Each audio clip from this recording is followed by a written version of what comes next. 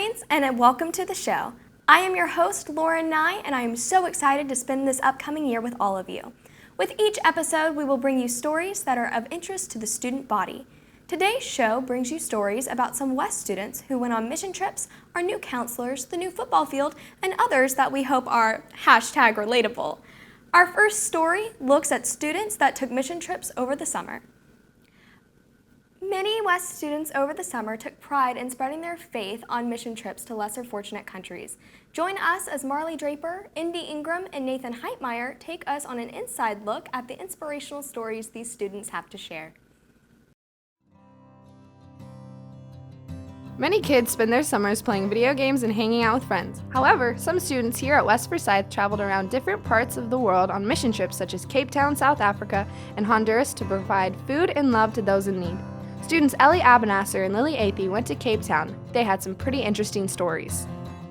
Hi, I'm Ellie Abenasser and I went to Cape Town, South Africa. Hi, I'm Lily Athey and I went to Cape Town, South Africa. So from Monday to Friday, we ran a vacation Bible school there, and we'd wake up at 6 o'clock, be out for breakfast at 7, and then we'd get to the camp around 8. And then we would hang out with the kids for a few hours and do the vacation Bible school, and we would play with them and just kind of love on them. And we fed them meals, and then we would go do something in Cape Town, basically something touristy to kind of see the city and see South Africa. So that was our typical day to day. So when I was in South Africa, we were hiking this mountain and they told us not to bring food, and I thought it was just gonna be a joke and nothing was gonna happen. And then I set my bag down and a baboon came and it jumped and it ripped open my bag and took out a whole thing of candy, and we tried to chase it, but it was making scary monkey noises at us. So that was probably my funniest experience. Seeing the kids' faces and what they went through. 90% of them don't have dads, and it's just they have really tough lives. We went to some of their houses, and one of the rooms was literally just a brick wall with a tin roof, and their bathrooms are outside, sometimes in a little hole. Their living conditions are insane, and to see the smiles that we put on their faces and the smiles that they gave us back and the love that they gave us back, I definitely think that we both created an impact on each other. So I would definitely love to go again. It was just so beautiful. We'd be driving somewhere, and if you looked out the left of the bus window, you'd see these giant, beautiful mountain ranges, and then you look out the right windows and the ocean is literally right there. It was amazing, and the people there are so kind and stuff. I would definitely choose to go back again because it was nothing like I've ever experienced before. I mean, the people there were incredible and everyone was so welcoming and loving, and I just love that feeling that they gave us. And here is Aspen Butler sharing her experiences from Honduras over the summer. I'm Aspen Butler and I went to Honduras. When we got there were a bunch of kids in the community where I was working that day, and then once we kept going along through the week, they kept coming back and they were more prevalent throughout our day. And then on days that we got to go do vacation Bible school, they would cling to us and stay with us the entire day. I would choose to go again just because it was a really cool experience and you got to really see the people in the community and bond with the people that you went with. This goes to show how some students at West Forsyth go above and beyond for their community in even different parts of the world. If you have any interesting stories like the mission trip these students went on, come by the broadcasting class. We should be more than happy to put your stories on the news. If you took weekly art classes in elementary school, chances are you've heard the term pinch pot. However, a visit to the Sculpture 2 class, where students have been actively applying their techniques to create the ultimate sculpture for their current project, the Clay Wars, you'll hear this term used often. Jessie Barrington and Rebecca Kasmerick will be covering this ongoing story as the art students battle it out. Let's watch the clay fly. In Miss Jumper's Sculpture 2 classes, students are working on the Clay Wars project, so we went to Studio 1420 and talked to Miss Jumper and some of the students involved in this project. The Clay War project that the Sculpture 2 kids do is really a project to help the students who had visual arts last year and didn't have sculpture classes. So we work in groups and I try to divide it up evenly between students who have never had a sculpture class before and then students who have. And what they do is they create a project where they have to use the 3 hand building techniques, but then the project that they create is completely and totally up to them and what their group decides.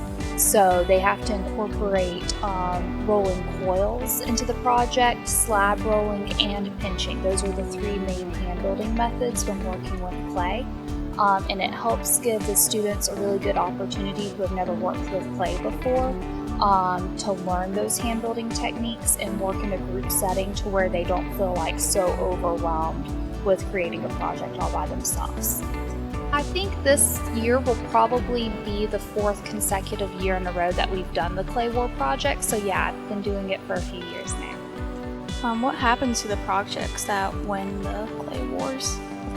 So the projects that win, really there's nothing that the students or the groups win, more just like bragging rights. But we do have administration come down and vote on the projects, and in the past they have, a few of the projects have ended up in like one of the administrators' offices.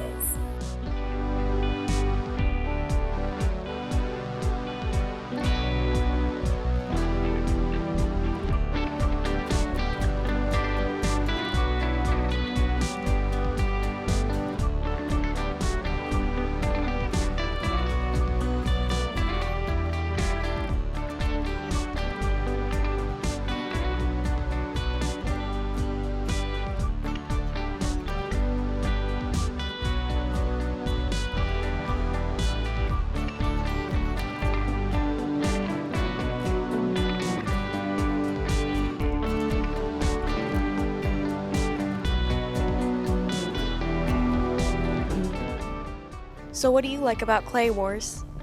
I enjoy Clay Wars because it's an opportunity for students to express their creativity with clay materials in the classroom. I like Clay Wars because I get to work with other people and we're all in a group, so like we get to work together and build something new. Clay Wars, I should say, has been awesome, but it's very brutal.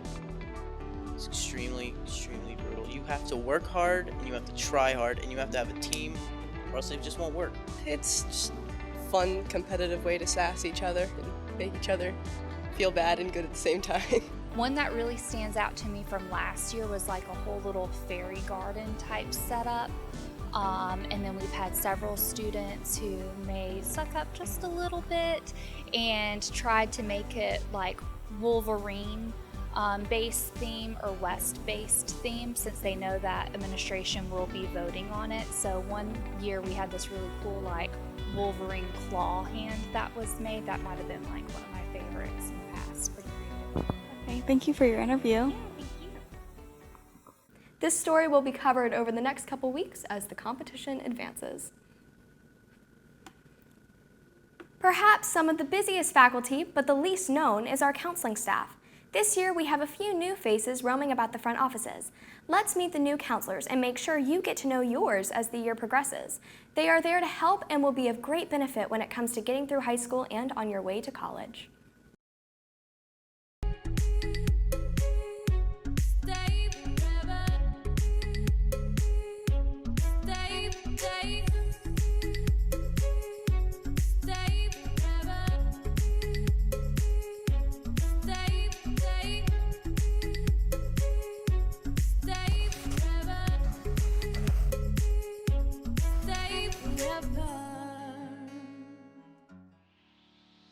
In this school year, the lunch schedule is not the only thing that changed. 5 out of 7 counselors are new at West and are all prepared for the exciting time as a West counselor. Some of their main concerns for this year is getting each and every student prepared and ready for graduation and post-school life. Hi, I'm Mrs. Tristan Burkholtz, and I'm excited to be here at West Forsyth High. I'm the school counselor for students with the last name A through CH. I was born and raised outside of Orlando, Florida, and I attended the University of Central Florida for my undergraduate degree. And I always thought that I'd become a high school counselor, but my first counseling job was actually at a middle school in Baton Rouge. So that makes me that much more excited to be here at West Forsyth High so that I can work with high school students. So why West? So I moved from Baton Rouge to Georgia because my husband is going to be teaching literature at Georgia Tech, so that prompted our move here. And I'm so excited to be here because the staff and the students, just everybody from the top down has been so welcoming, and I'm really looking forward to being a part of this family. All of the counselors are actually available during lunchtime, and so we operate our lunch table on a rotation. And so there's always going to be 2 counselors on duty in the cafeteria. So that's a great time for you to come and ask us what your GPA is, what your class rank is, any just questions that might pop into your mind throughout the day, anything that really you don't need a formal session with us or a sit down in our office to talk about. That's a perfect time to use us for that. Hello everybody, my name is Michelle Mobley and I am new to West Forsyth High School. A little bit about me is my father was in the military, and so I found myself moving about every 4 years. I've lived in Texas, I've lived in Germany 2 times. I graduated high school in the state of Washington, not DC. And then I went to college in Charlotte, to University of North Carolina at Charlotte, and I had been there for about 20 years before I ended up in the great state of Georgia. I have been a high school counselor for about 13 years. However, this is my first time as a high school counselor in the state of Georgia. As a counselor at West Forsyth, my door is always open. If there is ever a time that you need to see me, fill out a request form in the counseling office, and I work really hard to make sure that I'm meeting students within appropriate time. Hi West Forsyth, my name is Taylor Swinney. I am a new counselor here at West. I am from Newnan, Georgia, so just recently moved up to the north side of Atlanta. So I'm a little southern, if you like my accent. In high school, I went to Northgate High School. I was a cheerleader. That got my interest in coaching, so I cheered all throughout high school, cheered in college, and that got me to what I'm doing today, which is coaching as well as counseling. I went to University of West Georgia, where I cheered as well. I got my undergrad in sociology and my master's in professional school counseling. What brought me here to West was a little bit of 2 things. My counseling and coaching worlds kind of collided, so the perfect combination here was West. I am the head coach of the varsity competition team and also a counselor, so I've been very blessed with this experience to be here at West Forsyth. My name is Dr. Gibbs and I am from Las Vegas, Nevada. I have been in the counseling field for 18 years. We just recently moved to Georgia, so we're super excited to be here. Why West? Well, as I said earlier, we knew as a family that the schools in Georgia were just fabulous, and I actually researched the different school systems in this area, and as you probably know, Forsyth County comes up as one of the best, if not the best, school district in Georgia. And so why West? Well, that just, of course, it's one of the best high schools here. Why not West? I'm Ms. Campbell. I came to West last year in February, replacing Ms. Chicho after she left. So I've been here a few months, but I'm still pretty new. I grew up in Forsyth County. I actually went to South Forsyth High School and then graduated in 2003 and went to University of West Georgia, where I got my undergrad and my master's. And then after that, I was working in mental health, so I was working in psychiatric hospitals and outpatient clinics and residential facilities for children and adolescents. At West Family, we are all striving to meet the needs of each other and be responsible for the success of each and every student.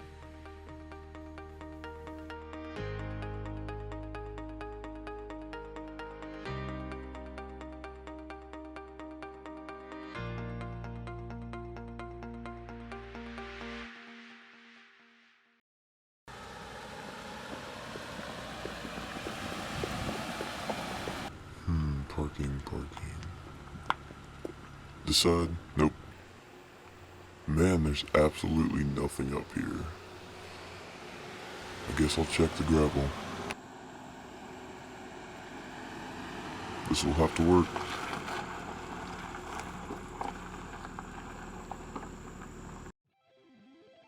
Parking is a great privilege here at West Forsyth, but sometimes it can be difficult finding the spot you were thinking about on the drive here. Most people have to resort to the gravel lot, then having that long walk to the top, passing spots you wish you could have gotten, and the spots you know you can't park at even if they are empty. So why is the parking lot so packed? How can you get a good spot in the morning? Well, there are ways to do it. Maybe try to leave a little bit earlier, or even ride with a friend to help reduce the amount of cars. And remember, there are more than just the back lot. Try looking for spots behind the 3100 trailers. Just make sure you're parking in the lot of the color of your parking pass. Now here's an interview with student driver Sam Easton. So now we're down here in the gravel lot talking with Sam Easton, a student driver at West Forsyth. How are you today, Sam? I'm good. How are you? Good. So what grade are you in? I'm a junior. You're a junior? All right. So did you have your license last year or did you just get it this year? I just got it this year. All right. So what makes you want to park down here at the gravel lot? Well, it's not really a matter of I want to. It's a matter of timing. I came in a little late today. So when you come in a little late, you have to park in the gravel because all the spots are taken up in the front parking lot. Okay. So what time do you think students should get here if they want to get here and park up at the front? I think they should get here around 7:30, 7:40-ish. Okay. Thank you for your time. Remember to buckle up and drive safe. This has been Donnie Payne. Thank you for watching the WFHS show. If you've made a recent trip down to the football field, you may have noticed that we have new turf. Let's take a look at what our football players have to say about that. Football, a sport appreciated across the nation for the spirit and passion players and audiences put into it. What is often overlooked, though, is the field it takes place on. It's more than just grass, paint, and turf. It's where the players pour their blood, sweat, and tears for their team. Recently, Forsyth County got each of the high schools a brand new football field. So today, I interviewed West Forsyth quarterback Blake Whitfield on what he thought about the new addition. So Blake, how does the design of the new field compare to the old one in your opinion? I like the new field better, and I feel like the whole team does. It just brings a new atmosphere to the stadium and to the team, with the end zones being blue and the sidelines being gold and the field being different color greens and stuff. It's just a new atmosphere that brings to the table.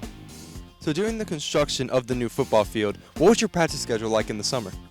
Well, we went in the mornings, and they were out here way before we were. We got here about roughly 8 o'clock, and we were in the weight room for an hour, and then down at the pit in the grass fields doing speed and agility for an hour, and then practicing for an hour. And it was just, we were mainly down there in the grass fields. Last question. So oftentimes a football player forms a connection with the field he plays on over the years. Is the connection any different or even gone in this new field versus the old field that we used to have here at West Forsyth? Well, we haven't played a game on it, but during practice it just brings more energy out here. I think everybody's just excited to get out here to get on the new field, and I feel like it's going to bring a lot more people in the crowd with it being a new field and them wanting to see us play on the new field and like the new uniforms and stuff. Thank you, Blake. We appreciate your time.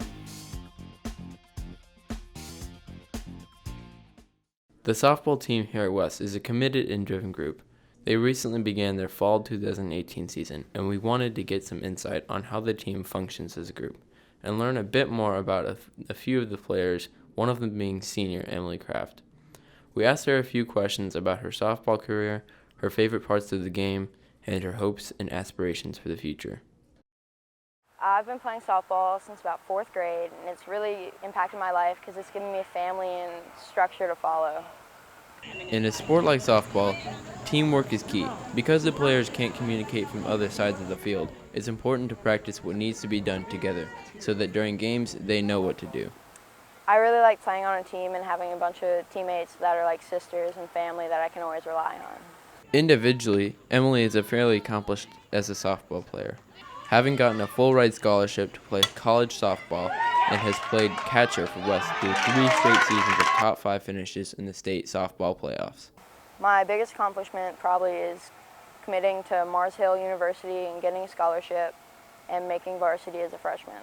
I'm really looking forward to going to a really good college and hoping to make it to the NCAA championship and all the fun things like that, and just getting a really good education. I've been at West, this is the 12th year I've been here since the school. This is my 8th year as head coach. All right, so explain, if you would, what you think is the most important aspect of a successful softball team? Well, a couple of different things. Physically and on the field, I think that pitching and defense is very important.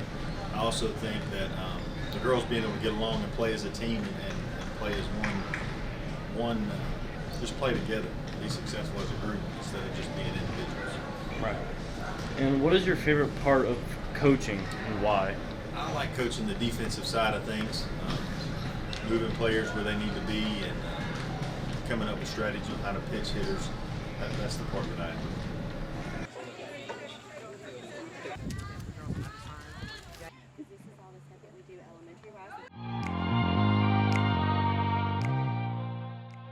Good afternoon, Wolverines. My name is Alexis Celebrock, and this is your weekend forecast. For Friday night, it'll be a low of 69 in the 20s with a 20% chance of rain. It'll be perfect for the first home game of the season for us. Saturday, it'll be in the high 80s with a 40% chance of rain. Dragon Con is also this weekend, so if you are going, make sure you stay hydrated and you bring an umbrella just in case. For Sunday, it'll also be in the high 80s with a 30% chance of rain as the rain slowly dies down. And luckily for Labor Day, the rain dies down even more and will be in the high 80s, perfect for Labor Day Monday. Maybe you need school supplies, or maybe you need a new Wolverine shirt for the school year. How about a cup of coffee to make it through this show? The school store is back and better than ever, Wolverines. Let's check this out.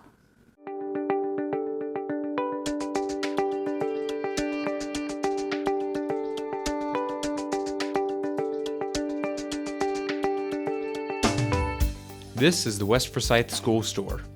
Located between the 1500 and 1600 hallways, you can find coffee, cookies, shirts, school supplies, and more here. We went in for an inside scoop of how the store operates and what it's like to be an employee. I started working in the school store because it was the third level class of my marketing pathway, and I also am very involved with DECA, and so it was a great opportunity to continue to work with the material whilst also being in the club. This school store is like the last credit we can get for marketing, and it's really good for college because it really shows leadership and it allows us to communicate to the other students here. So I'm a manager, so that means I'm a second year worker. I worked in marketing management my whole junior year, and since now I'm a senior, I help train the new workers, and then I also oversee everything and help my school if there's any pressing questions. Usually I run the register, and sometimes I do inventory. So it's a bit of both worlds. The school store is open from 7:45 a.m. to 8:15 a.m., as well as during all 3 lunch periods. You can get freshly brewed coffee, hot chocolate, and sweet tea, as well as a variety of other drinks and snacks. Recently, the school store has started serving new freshly baked chocolate chip cookies. You can also buy several kinds of West apparel, including t-shirts, sweatshirts, and hats. We hope you'll find what you're looking for at the West Forsyth School Store. Come visit sometime. Some of the broadcasting students are good at editing. Some have found their interest in lights or audio. But what makes it all come together is the camera. Each episode, we will showcase the work of our exceptional camera artists. Our first segments of the Artist's Corner showcases the work of Nathan Heitmeyer. Let's take a look at his work.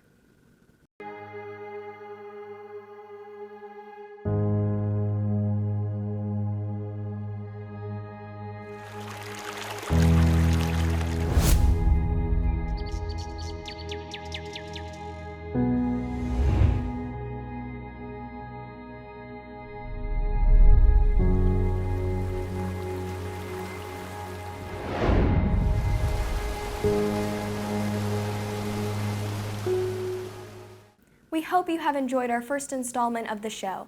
A reminder to each of you, this is a show about West. If you have ideas or a story you would like to share with us, come visit Mr. White in the Broadcasting Department on the 1500 Hall, room 1502. I'm Lauren Nye with the show, and we hope you have a wonderful weekend.